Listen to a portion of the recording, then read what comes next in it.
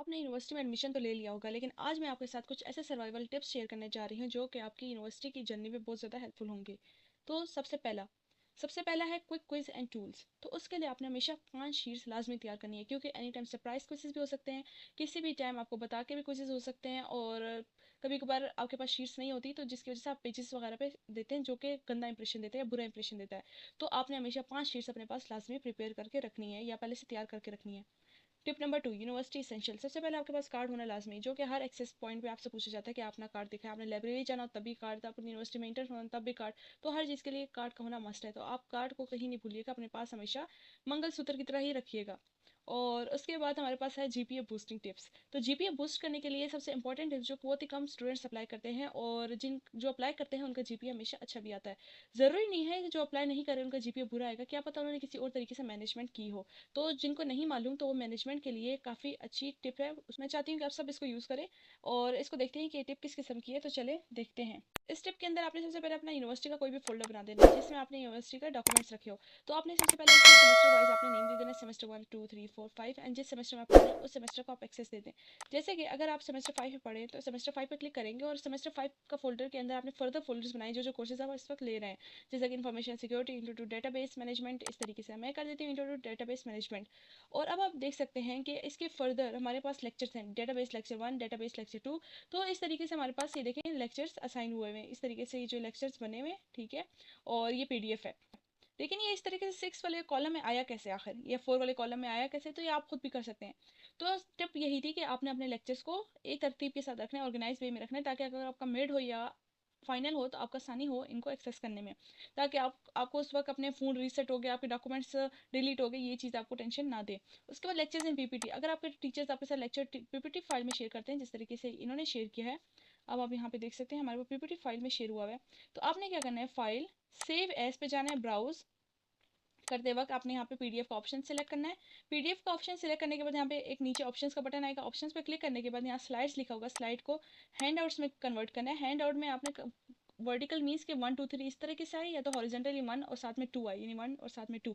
आपने कितनी एक पेज पे कितनी स्लाइड चाहिए, 6 9 9 चाहिए तो 9 भी कर सकते हैं, अगर आपको 2 चाहिए तो 2 भी कर सकते हैं, और आपको अगर 3 चाहिए या 4 चाहिए तो आप वो कर सकते हैं। उस हिसाब से आप सिलेक्ट कर लें और उसको क्या करते हैं, ओके कर दें।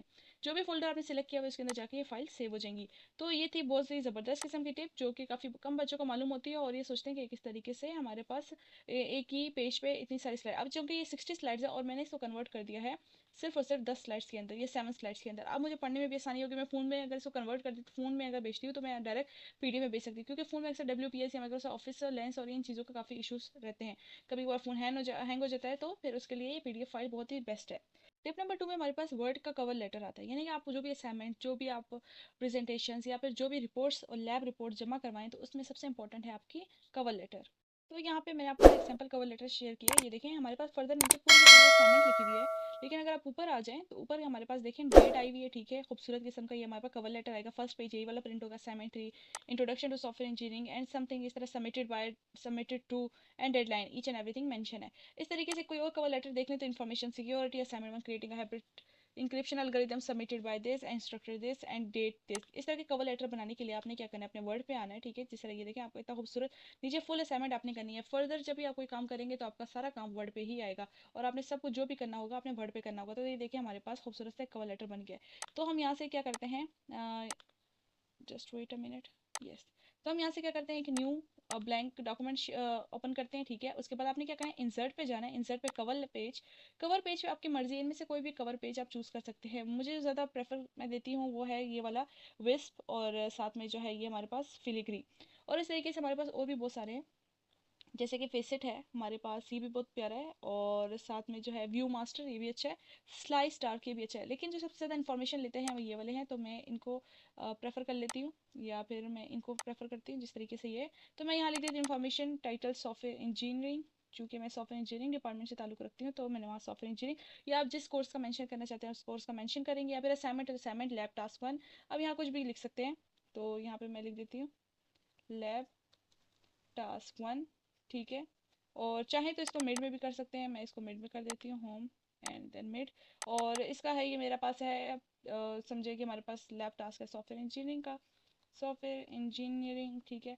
और उसके बाद ये मुझे यहाँ पे डेट लिखनी है, तो मैं डेट यहाँ से नीचे से भी सिलेक्ट कर सकती हूँ, यानी कि आज की डेट, ठीक है। डेट ऑटोमेटिकली आ गई। कंपनी है तो कंपनी में मैं सिलेक्ट कर सकती हूँ, अदरवाइज मैं इसको अपनी मर्जी से बड़ा छोटा भी कर सकती हूँ, जिस तरह के मैंने आपको दिखाया कि मैंने अपना डॉक्यूमेंट किस तरीके से किया हुआ है।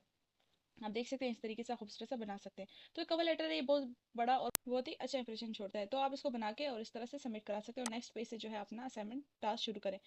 उसके बाद नेक्स्ट पॉइंट है रिकॉर्डिंग लेक्चर्स। अगर आपको लगता है ये टीचर जो है बहुत ज़्यादा अपने क्वेश्चंस जो है अपने लेक्चर्स में से देती हैं, तो आप उन टीचर के लेक्चर रिकॉर्ड कर लें। आपने फर्स्ट डाइस पे अपना मोबाइल रिकॉर्डिंग करके छोड़ देना है, या फिर आपने क्या करना है, टीचर के अगर डाइस पे अगर वो कुछ कहती नहीं है, साइड पे लेक्चर देती हैं, डाइस ऐसे खाली पड़ा रहता है, तो डाइस पे अपना फोन रख के छोड़ दें। और अब कोशिश करें कि उस टीचर के लेक्चर में फ्रंट पे बैठने की कोशिश करें और फ्रंट पे ही अपना मोबाइल रिकॉर्डिंग पे लगा के, और एनी टाइम जब आपके मेड्स और क्विजेज होंगे आप उसके नाम से सेव कर ले, लेक्चर 1, लेक्चर 2, लेक्चर 3, तो जो भी आपको लेक्चर डिफिकल्ट लगे तो आपने टीचर का लेक्चर वो खोल के और उसके साथ जो है आपने अपने प्रिपरेशन दोबारा से स्टार्ट कर लें। काफ़ी तो हमारी क्लास में भी कुछ स्टूडेंट्स ऐसे थे जो टीचर्स का लेक्चर रिकॉर्ड करके रखते, तो एंड टाइम पे उन्हीं की जरूरत पड़ती थी कि हमसे लेक्चर्स ले रहे होते थे कि हमें वो वॉइस रिकॉर्डिंग शेयर की जाए। लेकिन अच्छा ये होगा कि अगर क्योंकि बड़ी वॉइस रिकॉर्डिंग हो तो आपके साथ शेयर व्हाट्सएप पे नहीं होती और समथिंग इस तरह का स्टफ हो जाता है। सो आपने क्या करना है, खुद ही रिकॉर्डिंग करनी है। जो भी आपको मुश्किल लगता है, आपको लगता है टीचर मुश्किल टॉपिक पढ़ाने लगी है, तो उसी टाइम से रिकॉर्डिंग ऑन कर ले, क्योंकि फोन तो आपके पास हर वक्त होते हैं। तो अब हम आते हैं math for pre medical students. तो अभी जो मैं आपके साथ सारे टिप्स शेयर किए वो जनरल गाइड थे, यानी कि वो हर डिपार्टमेंट, हर यूनिवर्सिटी, हर जिस खत्ते से भी ताल्लुक रखता है वो उसको फॉलो कर सकते थे। अब जो मैं बात करने जा रही हूँ ये मैथ्स है, और ये प्री मेडिकल स्टूडेंट्स जो बैकग्राउंड रखते हैं और उन्होंने फर्दर मैथ को ऑप्ट किया, किस तरीके से किया है, वो उनको एडमिशन मिल गया या फिर बेसिक मैथ्स पढ़ के उन्होंने किया, या जिस तरीके से भी उनको एडमिशन मिल गया इंजीनियरिंग डिपार्टमेंट्स में, जैसे electrical engineering, mechanical engineering, chemical engineering, और इस तरीके से software engineering, computer science, IT, और इन सब में मैथ्स इन्वॉल्व होती है। तो चूंकि जब इसमें मैथ्स इन्वॉल्व हो चुकी है, तो अब प्री मेडिकल स्टूडेंट्स के लिए अब ये हेक्टिक जॉब बन गई है कि हम मैथ्स भी पढ़ेंगे और साथ साथ जो है उन फील्ड्स को भी पढ़ेंगे या उस कोर्सेज को भी पढ़ेंगे निस्बतन उन स्टूडेंट्स के जिन्होंने मैथ्स पढ़ के आए हैं। तो उनके लिए एक बहुत ही इंपॉर्टेंट जो चैप्टर्स जो मैं आपको साथ शेयर करने जा रही हूँ, क्योंकि खुद भी मैं एक प्री मेडिकल बैकग्राउंड के स्टूडेंट थी और साथ ही साथ मैंने भी मैथ्स की, लेकिन मैं चूंकि एक एडिशनल मैथ्स कर चुकी थी तो मेरे लिए इतना मुश्किल नहीं था। लेकिन अलबत्ता मुझे इतना आइडिया हो गया था कि कौन से चैप्टर्स इंपॉर्टेंट है आगे फर्दर इंजीनियरिंग फील्ड्स में जाने के लिए। तो सबसे इंपॉर्टेंट चैप्टर जो आपके पास आते हैं वो है sequence and series, combination and permutation. अगर आप पाकिस्तान से ताल्लुक रखते हैं और F22 बोर्ड है आपका, तो आपको पता होगा कि मैथ्स का जो फर्स्ट ईयर की बुक है उसके अंदर chapter 6, chapter 7 and chapter 8। Chapter 6 is sequence and series, chapter 7 is combination and permutation, chapter 8 is binomial theorem. ये तीनों चैप्टर मोस्ट इंपॉर्टेंट चैप्टर्स है, क्योंकि सीक्वेंस सीरीज आपको किसी ना किसी कोर्स में बहुत ज़्यादा बार बार यूज होंगे, और कॉम्बिनेशन परमुटेशन जैसे फैक्टोरियल वगैरह प्रोग्रामिंग से ताल्लुक रखते हैं, तो ये जो फैक्टोरियल हो गया, परमुटेशन हो गया, बहुत ज़्यादा आपके पीछे इन्वॉल्व होती है, तो आपने इनको लाजमी करना है। और बाइनोमियल थ्योरम इसलिए क्योंकि बाइनोमियल थ्योरम कहीं जगह पे यूज़ होता है, जैसे कि आप अगर फर्दर में जाएंगे तो आपके पास कैलकुलस का एक सब्जेक्ट आएगा जिसमें डिफरेंशिएशन एंड इंटीग्रेशन तो लाजमी होगी। अगर आपके पास डिफरेंशिएशन एंड इंटीग्रेशन है तो उसके अंदर बाइनोमियल थ्योरम भी यूज होता है, तो उसके लिए आपने क्या करना है, फर्स्ट ईयर का चैप्टर 8 लाजमी याद करना है। तो डिफरेंशिएशन इंटीग्रेशन मस्ट है। आपने अगर यूनिवर्सिटी एडमिशन नहीं भी लिया और अभी लेने जा रहे हैं तो आपने इंटीग्रेशन के टॉपिक को रट लेना है, क्योंकि इंटीग्रेशन इतनी इंपॉर्टेंट चीज़ है कि कहीं भी आपका पीछे नहीं छूटती अगर आप इंजीनियरिंग डिपार्टमेंट से ताल्लुक रखते हैं तो।